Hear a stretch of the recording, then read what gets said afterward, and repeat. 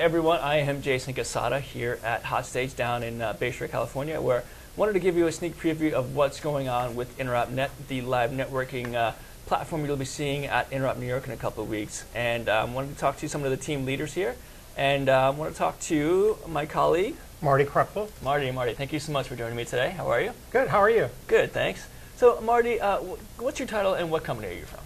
Actually, I'm from a company that I own and operate. It's called Solution Enterprises Limited. We're a small engineering company that specializes in computer networks, computer network consulting, troubleshooting, that kind of stuff. Awesome, great. So what's your role, what's your company's role with InteropNet? Basically, our role is that I come here as a volunteer, and I was assigned as a team lead for the off-show floor portion of the show.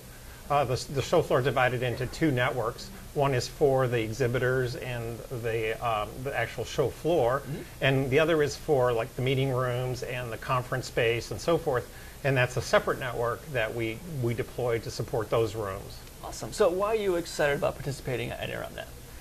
You know, for me, I've done this show really from a couple different perspectives. I've worked here as a vendor, as a vendor representative, and then I've worked as a volunteer several years in a row. What I find really exciting for me this year is it's a different aspect of the show. Typically, I'm not involved with the physical connections of the internet and all of that hardware management, where this time with the off-show floor, I've got fiber links I have to worry about, wireless links I have to worry about, several racks full of equipment that normally I don't have to deal with. So are you sleeping at all?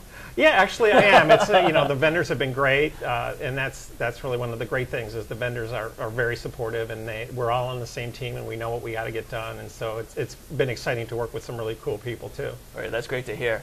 Marty, a couple more questions for you. What is the worst thing that could happen during Hot Stage? I think the worst thing that could happen is if either a key vendor didn't show up that we were relying on, for instance, for core routing, or we lost a critical communication link.